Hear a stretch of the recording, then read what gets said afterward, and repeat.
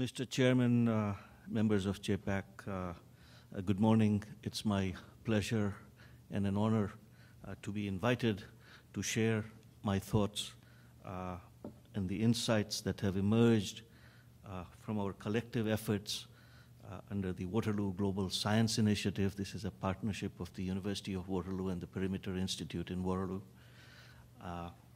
This is what I'm going to present to you are the results of the Equinox Summit and the Blueprint document that we have just issued. In simple terms, our goal is to help shape the agenda for the transition of the global energy economy to one with a lower carbon footprint. And to achieve this, we focus on electrification of the energy system as the vector to get us there.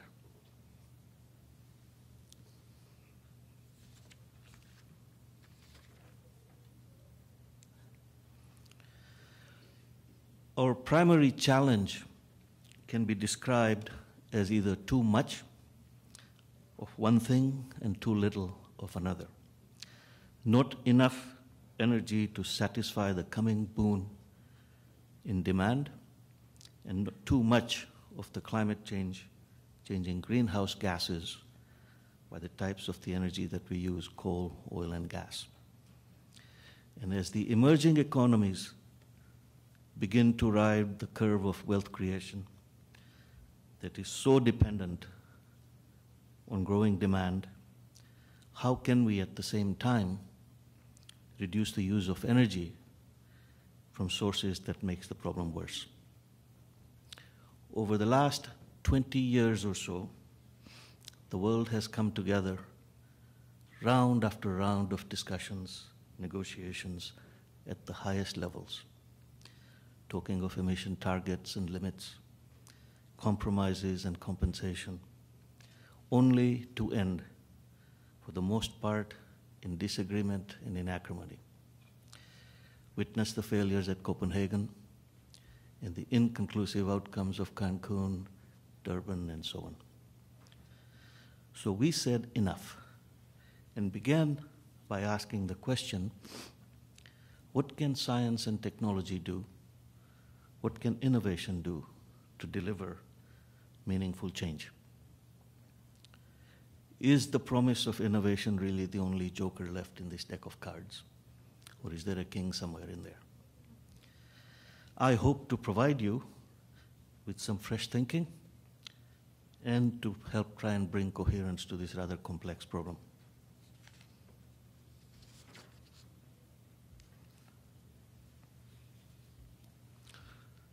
This satellite image that you have seen somewhere before is a NASA image of light and darkness, and I think it's a stark reminder of the core problem. Some 2 billion people in this world have just about no access to electricity at all.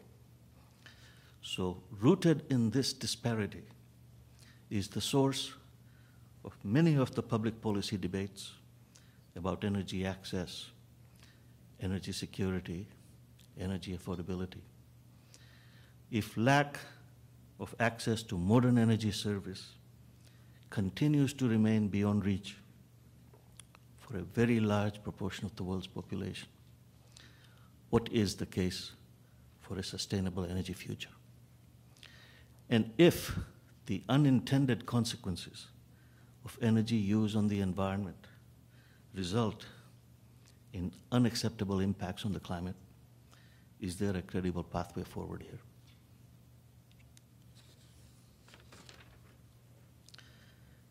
The link between energy availability and human development, although well recognized by policymakers, has not been given the degree of prominence necessary in public policy debates about energy futures. All these factors, productivity of labor, national income, population health status, levels of educational attainment, and social development, these remain absolutely critical to the achievement of a basic quality of life, consistent with UN Millennium Goals, they are intricately linked to the availability of energy on a large scale that is affordable.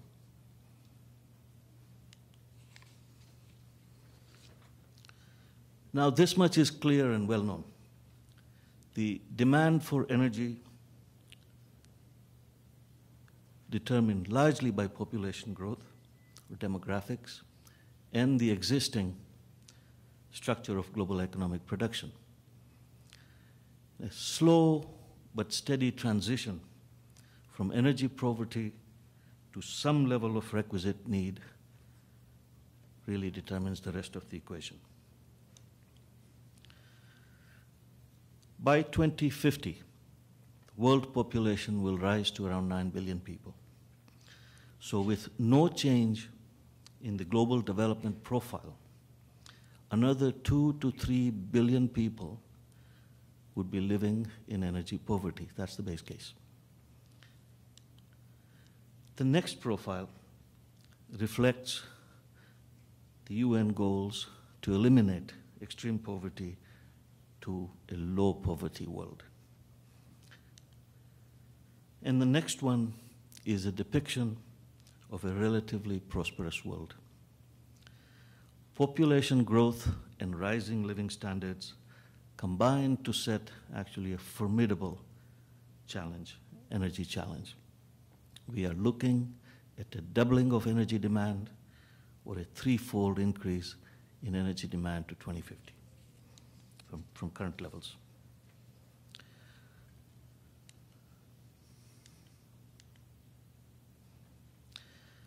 The central estimates emerging from climate science suggest a reduction in the order of 6 to 7 gigatons of carbon emissions globally.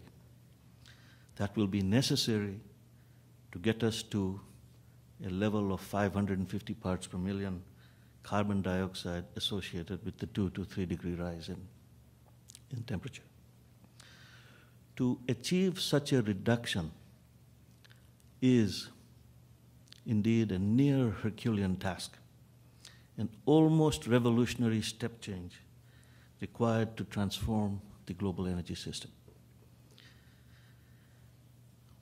You might ask why and what does it mean to reduce 1 gigaton of carbon emissions per year? Give you a little perspective. The output of about 700 1,000 megawatt coal-fired power plants, if you're able to turn them off, will give you 1 gigaton of reduction in carbon. Or that's equivalent of 1,400 1,000 natural gas-fired plants, similar capacity, that will give you 1 gigaton reduction. Or taking off 600 million SUVs off the road, that will give you 1 gigaton. So this is indeed a very big challenge.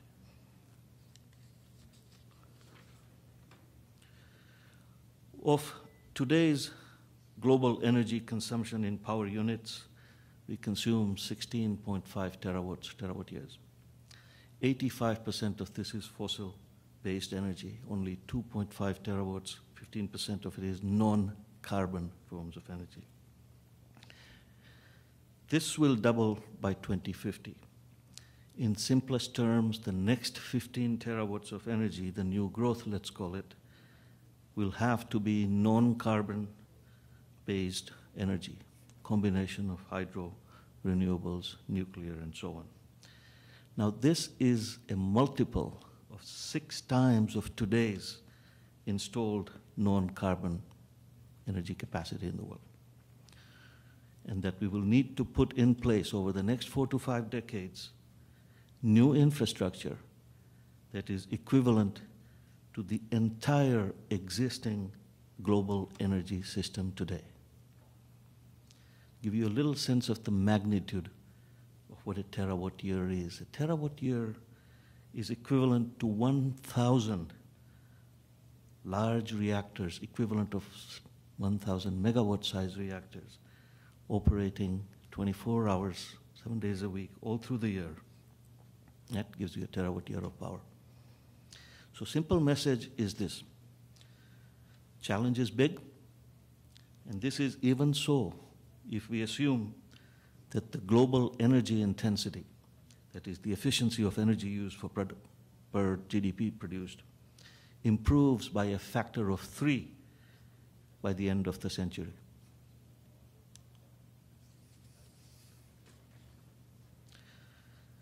So what we set about to do last June at the Equinox Summit was to help reboot the global dialogue on energy issues.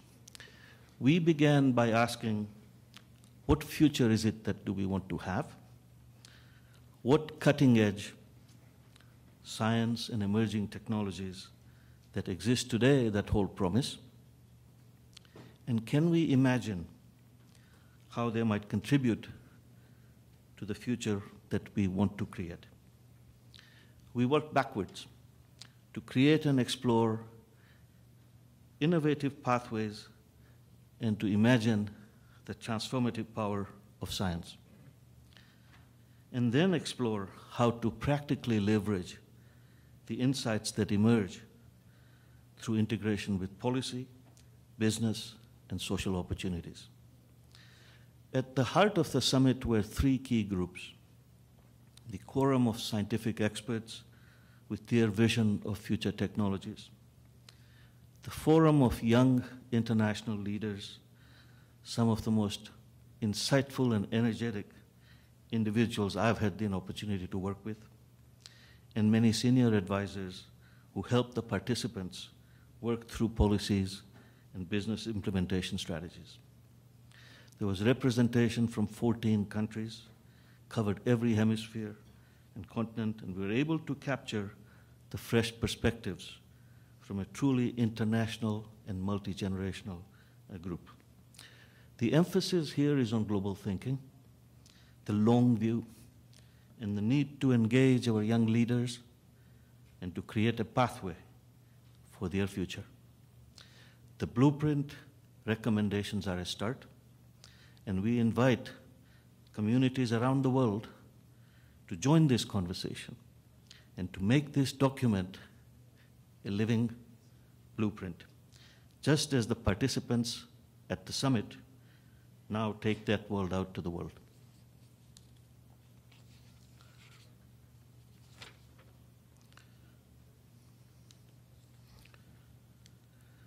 I just want to emphasize that there's nothing like having a talented group of young leaders challenge the assumptions and assertions of the expert quorum members and their advisors. The spirit of what I call why not infused these discussions. And there's a wonderful quote often used by the Honorable David Johnston, our Governor General. It's by Bernard Shaw that I'd like to share with you. And he says, "You see things as they are and ask why. But I dream of things that were never were, and I say, why not?"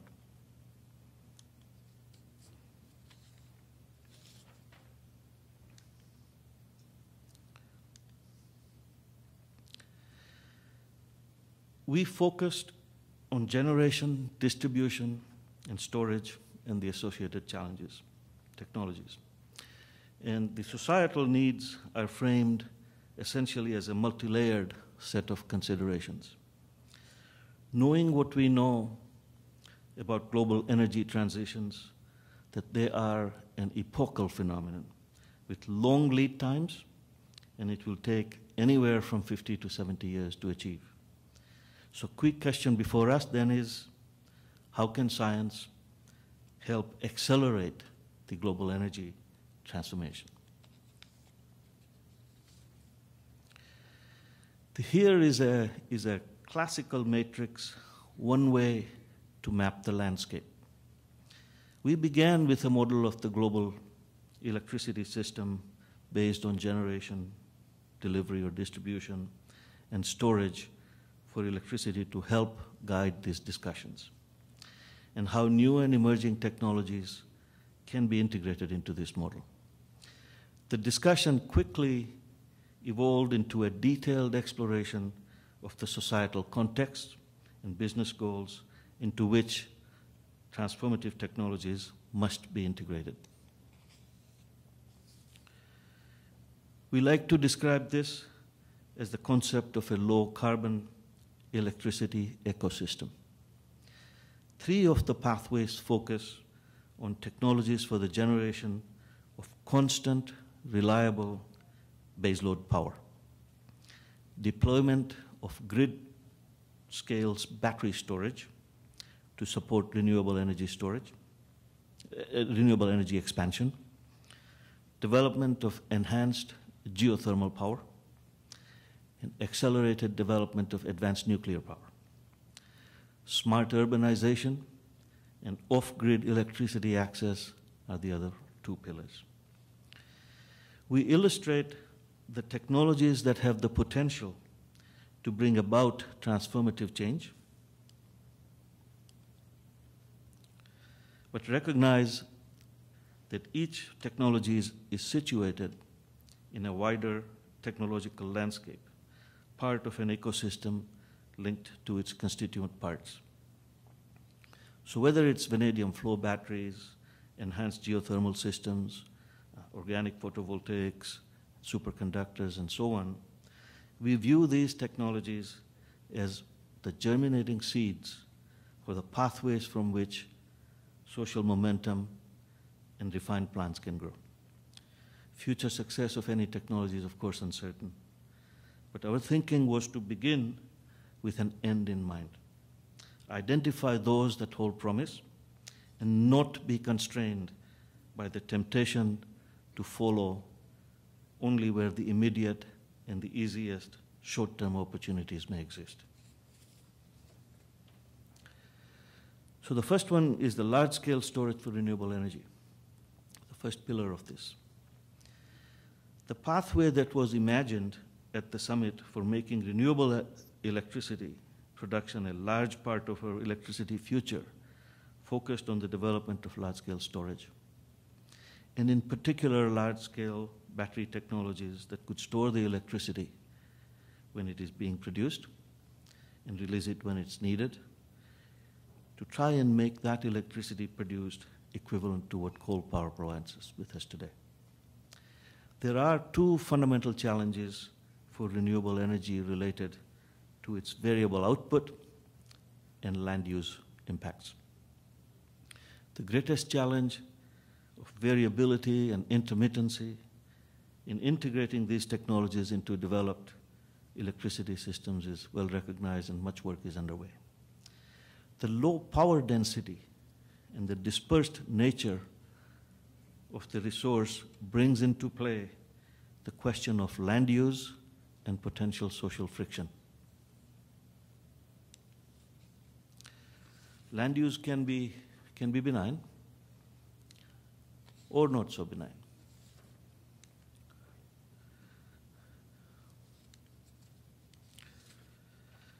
The comparison of energy densities makes the obvious point that low power densities of renewable energy resources will bring into question the competing requirements for land use. So energy farming on a large scale, and I'm thinking gigawatt, terawatt scale, will bring with it a set of social and economic issues that will need to be managed. This is an illustration of wind power's somewhat tenuous relationship between availability and need. The so-called negative correlation between demand and availability of production or production is not helpful, but it's a fact of life. And sometimes I jokingly say this is akin to a difficult spousal relationship. Honey, you're not there when I need you, and ever present when I wish you were someplace else. The variable and jagged output with low overall capacity factors means that there will be need for storage and many technical challenges to be resolved. Currently, what we have is a growing role of gas for balancing purposes on the system and meeting shortfalls on capacity requirements. In essence, this makes natural gas the de facto capacity for backup generation for wind power. On the scale of the change required that I've indicated to the global energy system for a low carbon energy future, this would not be transformative. If intermittent renewable means we become captive to natural gas, that simply undermines the transition to a low carbon economy. Innovation then in the energy storage becomes the critical need for large-scale renewables on the grid. We identified flow batteries as promising. The simplicity of how flow batteries work and their ability, now this is ability at scale for varying needs, makes them actually a serious contender. Essentially, flow batteries store energy as charged ions in two separate tanks of solutions, all using one common electrolyte, and these things can be scaled according to need. The most attractive feature of the flow batteries is this: power and energy are uncoupled, one common electrolyte, and the simplicity of the electrode reaction gives it enormous design flexibility for stationary energy storage. They do not suffer from deteriorations, have longer life cycles, they're easier to recharge. The favored applications for situations requiring a high energy to power ratio, such as load shifting, this would work well there. This is a busy slide, but I only want to make one simple point, that no single energy storage system or solution can match the multiple requirements of the transmission system. For example, the vanadium redox batteries are just shown are best suited to load shifting applications involving long hours, but they would be unsuitable for large-scale grid applications such as grid angular stability, grid voltage stability, grid frequency excursion control, regulation control, and so on. So a more detailed picture of the characteristics of energy storage and cost-benefit information to help guide decision applications would be necessary. And I want to point out just one more, that beside electrochemical batteries, there are many different types of energy storage, each suited for specific applications. And I point out superconducting magnetic energy storage systems has rapid discharge capabilities, allowing for pulse power and system stability applications. So you could view SMEs as a complementary to flow batteries, one way of looking at it. But on the higher level then, an alignment between policy makers, utilities, and the private sector will be necessary to establish a thriving market in energy storage. The critical challenge for battery technologies are to reduce manufacturing costs for large-scale applications.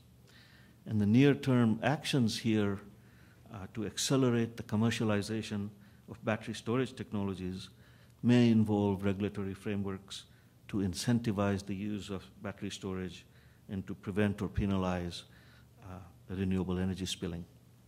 And the business models will, of course, have to evolve and for utilities companies to provide lower cost baseload power by coupling renewable energy with battery storage.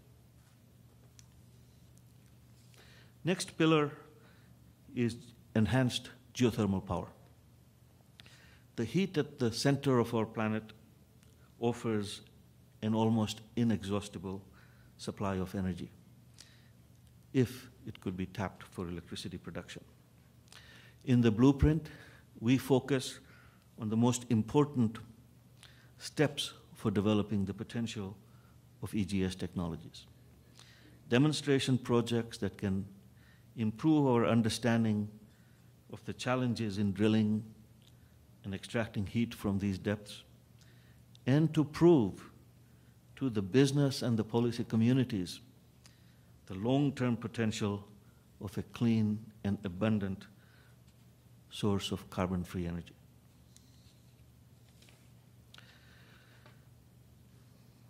Think of enhanced geothermal as a proposition that turns oil and gas drilling business on its head. Over 100+ years, globally, we have established a very sophisticated scientific and technological capacity to dig deep holes in an industry that's capable of doing so profitably. Now, instead of continued search for unconventional sources of oil and gas in remote locations and deep underground or beneath the sea, would it not be equally possible to mine for geothermal heat instead of carbon? For example, the Australian Academy of Technological Sciences has identified geothermal energy as one of the most important energy resources likely to be of strategic interest to Australia. Geothermal power is independent of weather and can be used for base load or peaking power. And furthermore, enhanced geothermal systems that are ubiquitous, that power is available anywhere in the world. All nations have access to it, and it has the potential to deliver low carbon energy on a global scale.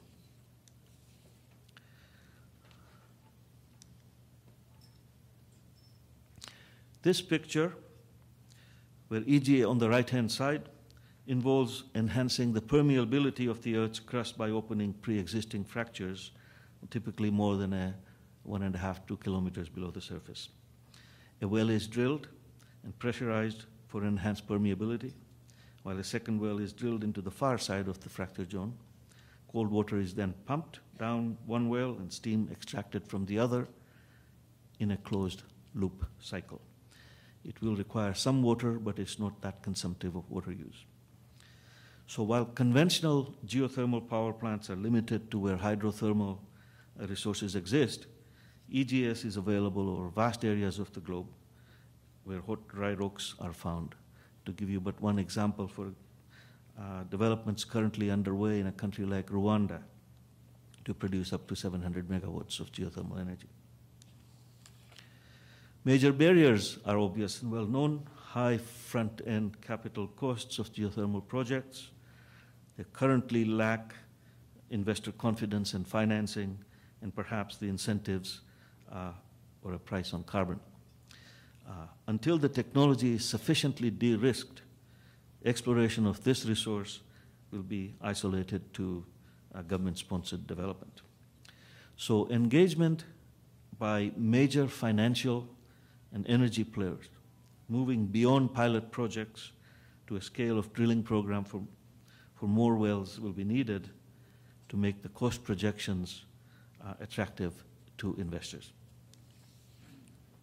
A number of working projects are advancing these technologies, but several large-scale demonstrations would be necessary to deliver the confidence, the reduced uncertainty, and to de-risk the technologies. To advance geothermal power on a terawatt scale, there is a need for leadership, and we believe Canada can provide that leadership in working with a large consortium of industry partners from several countries. This is just an illustration to make a simple point that real projects are underway. In France, this is an EU project under the EGS pilot plant scheme that was started in 1987, recently commissioned the first power plant, 2 megawatts capacity here, to utilize enhanced fracture permeability to extract steam at 200 degrees C. Another one in Germany, similar size capacity, 3 megawatts or so, went into operation in 2007. So we believe implementation is, of course, key, that the Equinox Summit calls for a public-private partnership with key stakeholders to coordinate and roll out 10, perhaps a few more, a few less, commercial-scale demonstration projects in strategic locations throughout the world. That the Waterloo Global Science Initiative is offering to host a workshop to convene industry leaders with government partners, and that the outcome of such a meeting would be to confirm the hypothesis that 10 such enhanced geothermal projects are timely and relevant, that would motivate initial funding and collaborate a global working structure, and to discuss champions to implement these 10 demonstration projects. Next one is advanced nuclear power. Nuclear energy remains a controversial subject today, but the potential for nuclear power to provide low carbon electricity cannot be overlooked. This pathway takes a long view on the potential of new nuclear to address issues, essentially 4 core issues of nuclear related to waste, safety, proliferation, and public acceptance. We have explored the possibility that new advanced nuclear reactor designs can dramatically reduce nuclear waste, including burning existing waste from old reactors to generate energy, avoid producing fissile material that can be used for weapons, inherent safety in design to enhance public acceptance, and decarbonize baseload generation at scale to essentially replace coal. By closing the fuel cycle, the resource base becomes inexhaustible and eliminates coal from the system in some sort of a credible way. Nuclear energy has proven its capacity to deliver reliable, low-cost, low-carbon baseload power on a large scale. Build-out of the existing technological base offers the possibility of providing energy on a terawatt scale. Closing the fuel cycle to reduce nuclear waste and making nuclear fission sustainable over 1,000 years is possible. Although this challenge is a number of currently held assumptions, the summit participants concluded that if the world is to move away from fossil fuels in electricity production, it's unlikely without some sort of a transition to some sort of advanced nuclear concepts, and this is one of them. Going from once-through fuel cycles, you in essence only extract 5% of the energy, 95% is essentially waste created, to full recycle through integral fast reactors that reduces waste to less than 1% and produces 99% more energy is a credible path. So a transition to advanced nuclear offers the potential for an inexhaustible non-carbon energy source, terawatt scale. And I point out these are some of the unique capabilities of the CANDO cycle that can contribute to a global transition of the energy system with low carbon emissions. In this regard, CANDO's high neutron economy offers an advantage, and its flexibility to adapt to utilize fuel from different fuel cycles is another advantage. Design such as that of the integral fast reactors allows the fuel cycle to be closed and that they can practically burn all the waste, such as the reactor-grade plutonium that exists in fuels today, in spent fuel today, allowing reuse of the waste from earlier generation plants and turn that waste from a liability into an asset. A small amount of non-processable waste would still be generated in this cycle, although this waste would be stabilized within a few centuries as opposed to a few thousand years that you need to worry about with the existing, with the traditional reactors. Establishing confidence in the inherent safety and sustainability of existing nuclear is a challenge. Advanced fuel cycles and a subsequent transition to integral fast reactors and thorium-based accelerator-driven systems hold promise, and the technical issues are not insurmountable.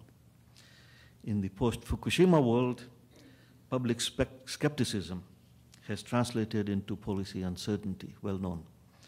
But China and India continue to lead on with the construction of the reactors. From the perspective of a long-term transition and expansion of the existing base of established Generation 3 reactor technologies in the near term provides a credible pathway for a phased transition to Generation 4 and Generation 5 technologies. But communicating this potential for societal acceptance will remain a critical feature of the evolution of this path. The fourth pathway addresses off-grid electricity access.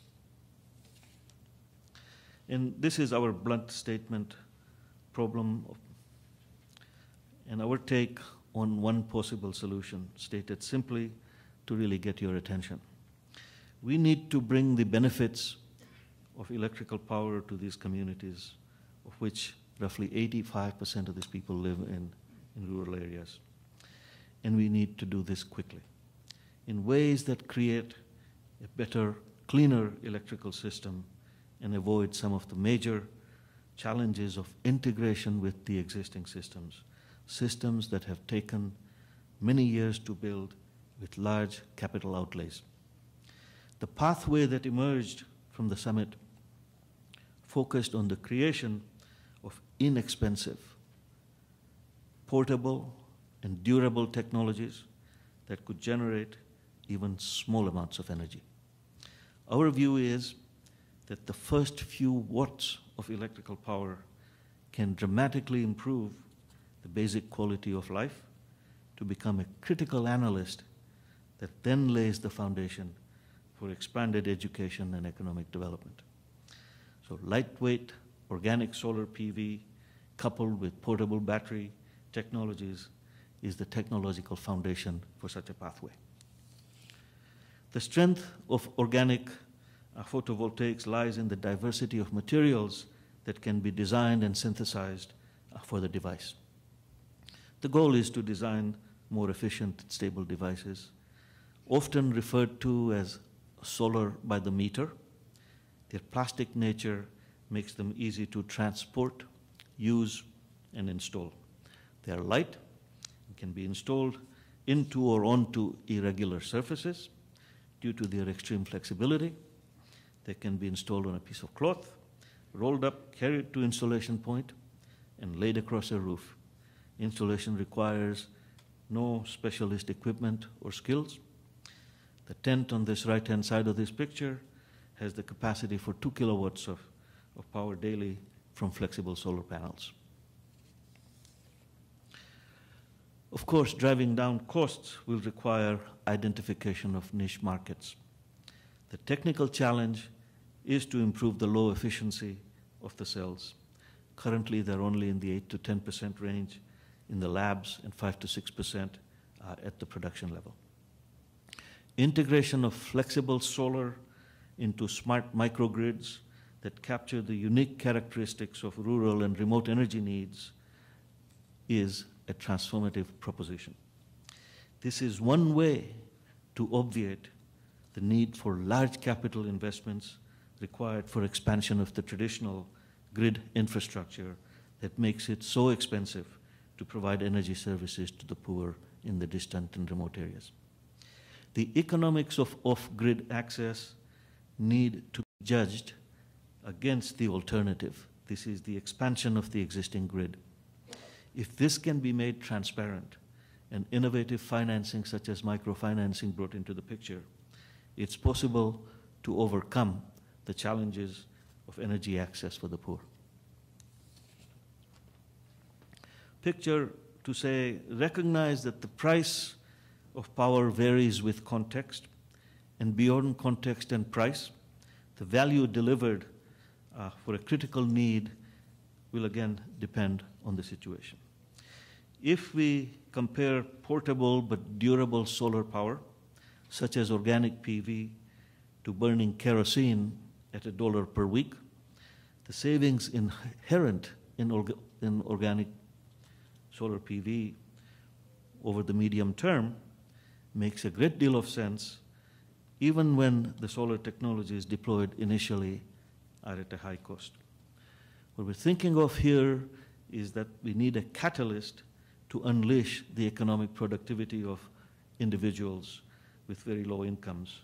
Provision of a basic level of energy service could well be the tipping point that drives positive economic performance and social development. Here we show the different circumstances facing the energy poor, that's green, versus those in wealthier countries where we have lots of access. The insight here rests on a simple but powerful idea. that a level of service at different price points has a different value to the customer or the consumer depending on their situation. Recognizing this will allow innovation to flourish with the expectation that such a differentiation can potentially turn the mass of the deprived humanity into customers of high quality energy. The amount of energy required to address the many problems of energy poverty is not large. For people living with no access to electricity at all, the first few hundred watts can power life-changing tasks. Turning on a light, working at night, charging mobile phones for communications, or running small refrigerators for storing medical supplies.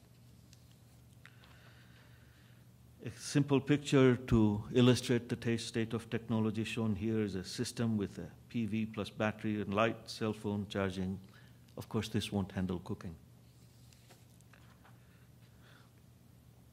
Focus on low-cost innovations.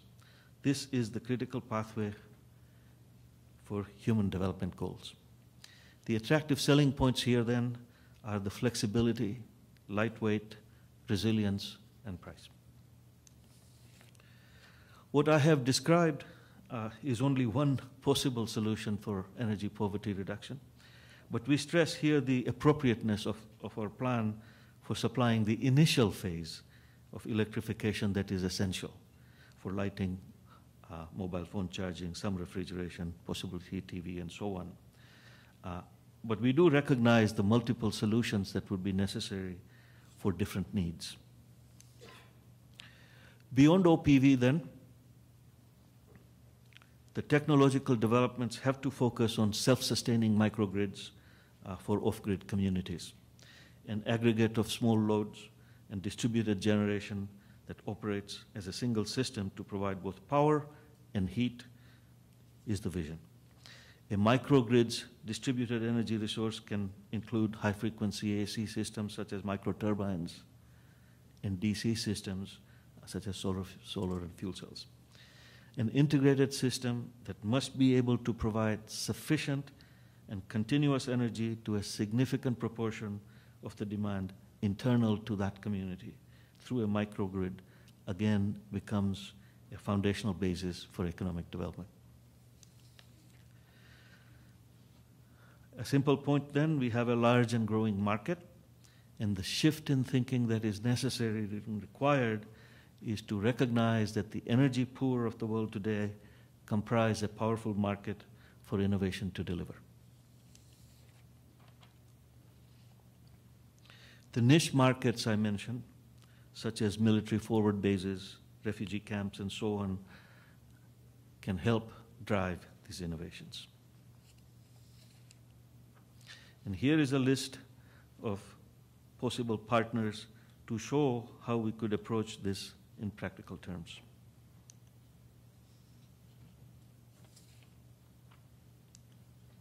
And some timelines to give you a sense of this is all achievable, some within the short term, some within the long term, and the transition from organic solar to nano-based technologies and others is all an active area of research today. If I were to summarize this part of it, then that implementation, again, is important and key. Organic solar photovoltaic technology is in its early stage of development, but has the potential for near-term implementation, such as military bases and humanitarian applications. Improved coordination between governments, donor agencies, and the private sector would be required to raise the level of awareness about the untapped market and then help accelerate the application of such a technology. Initial steps would be to identify the partners and funding sources to help advance research and development.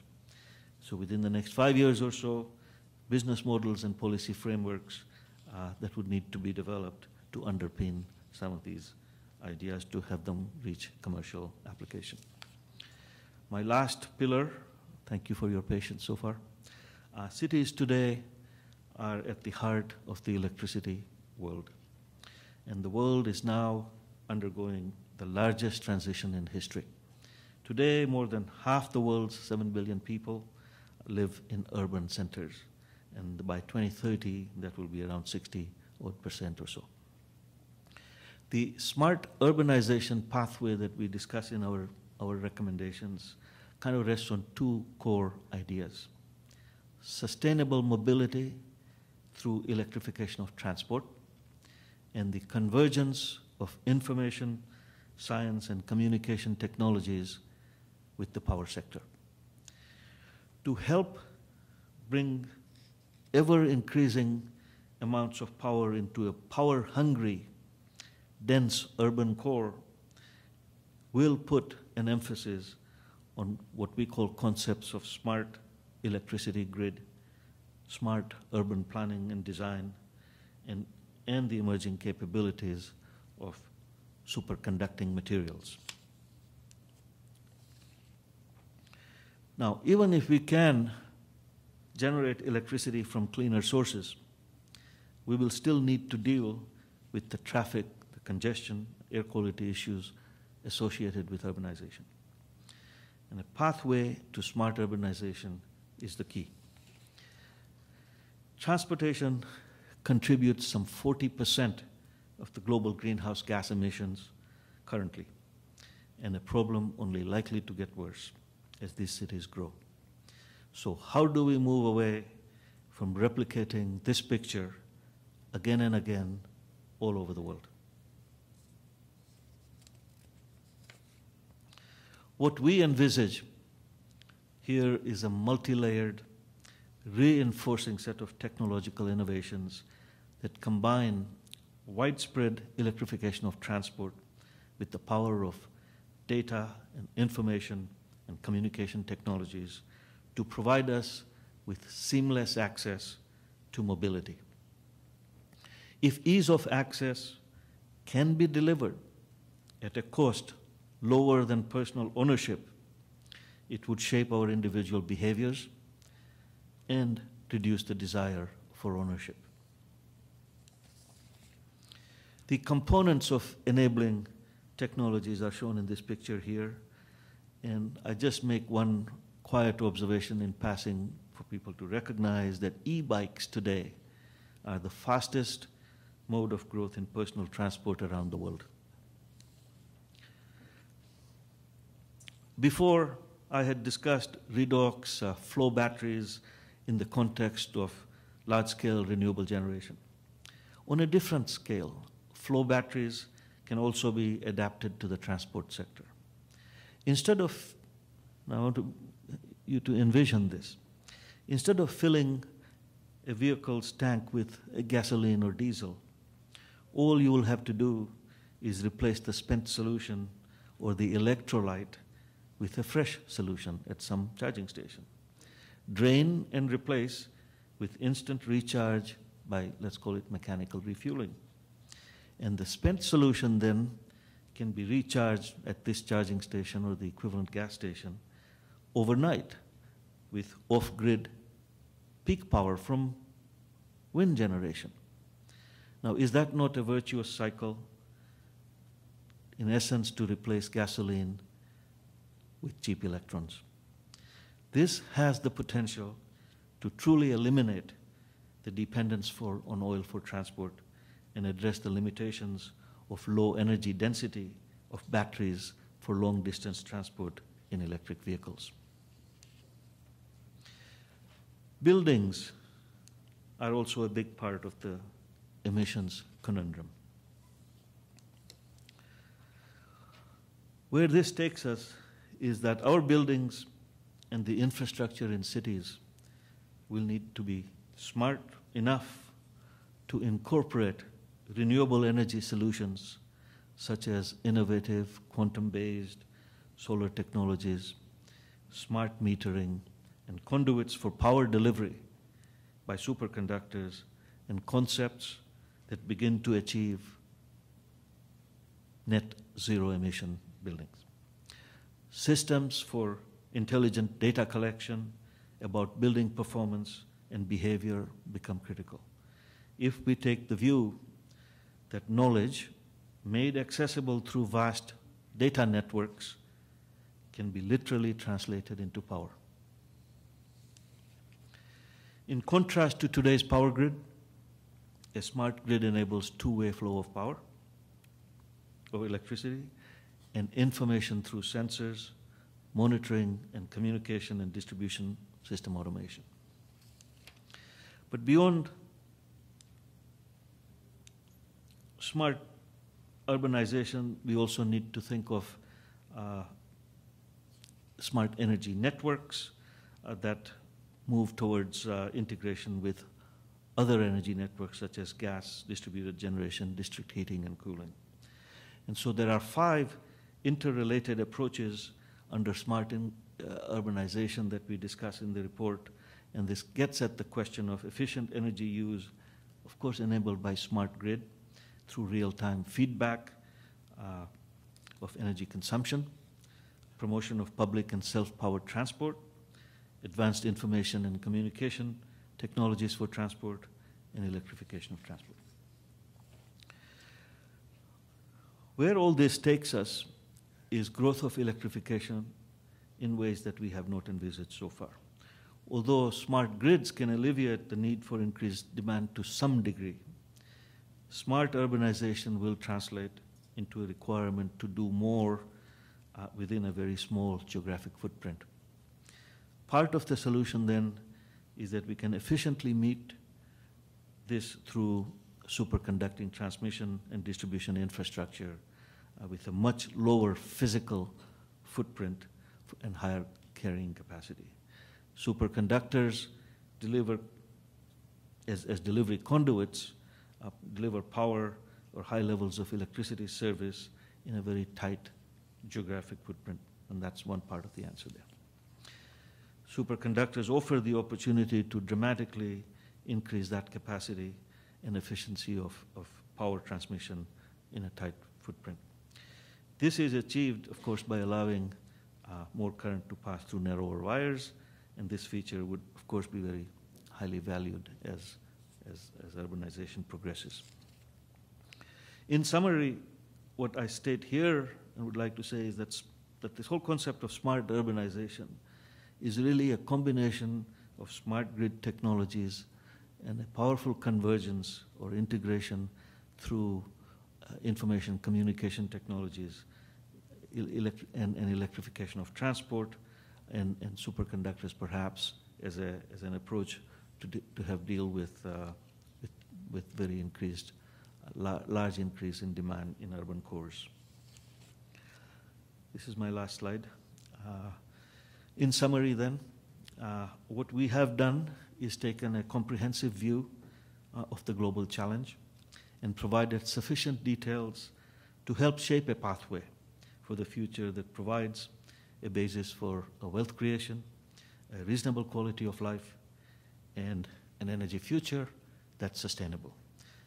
Actually, I do have one or two more just and we believe that this puzzle can be put together with some degree with determination and desire. And I only point out that when we are faced with big risks, we need to find a way not to focus on ones that really won't make much of a difference. And in this case, regulations on helmets wouldn't help with it. I would like to conclude by saying that be sure to get your copy of the Equinox Blueprint Energy 2030. It's on our website at wgsi.org. You can also download these copies for free, of course, and videos and everything else. The Equinox Blueprint is now we're in part of the implementation phase, and the work will continue with some participants.